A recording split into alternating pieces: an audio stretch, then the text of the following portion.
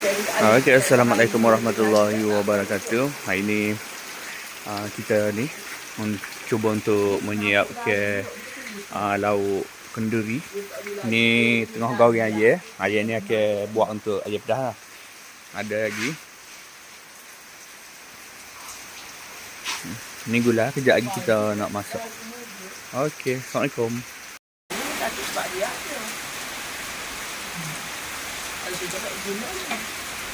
Dia pakai buat pagi. Minyak rasa nak tambah peduk. Okay, Assalamualaikum warahmatullahi wabarakatuh. Hari ni Pak Ibu Pak kita prepare gulai untuk majlis kahwin. Ni ayam apa ayam goreng, duduk tengah goreng. Kata ada siap dah ke apa untuk buat ayam pedas.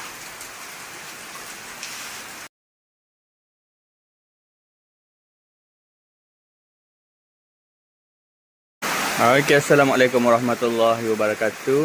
Hari ni Pak Ibu Pak kita prepare gulai untuk majlis kahwin.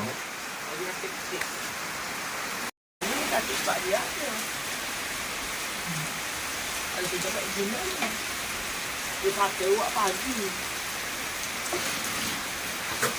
Minyak rasa nak tambah peduk.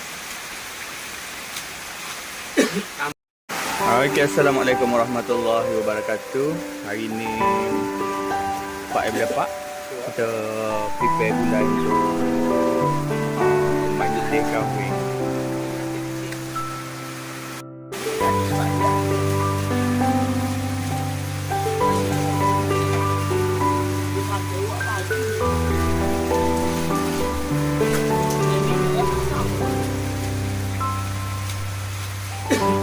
Assalamualaikum warahmatullahi.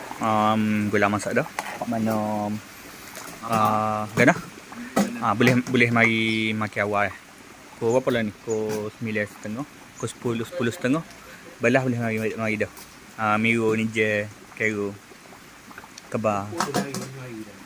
Belakang lagi lain sapi megak. Okay, Assalamualaikum warahmatullahi wabarakatuh. Lah ni pukul 9.30. Gula nak masak dah. Assalamualaikum warahmatullahi wabarakatuh.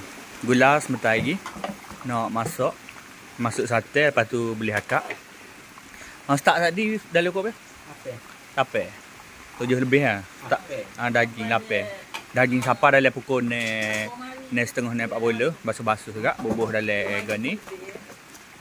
Lepas tu pukul 8 tu duk start masak dah daging. Dan ni pukul 9.30. Dalam proses nak masak lah. Nak dekat 3:30 ni kan. Okey. Done.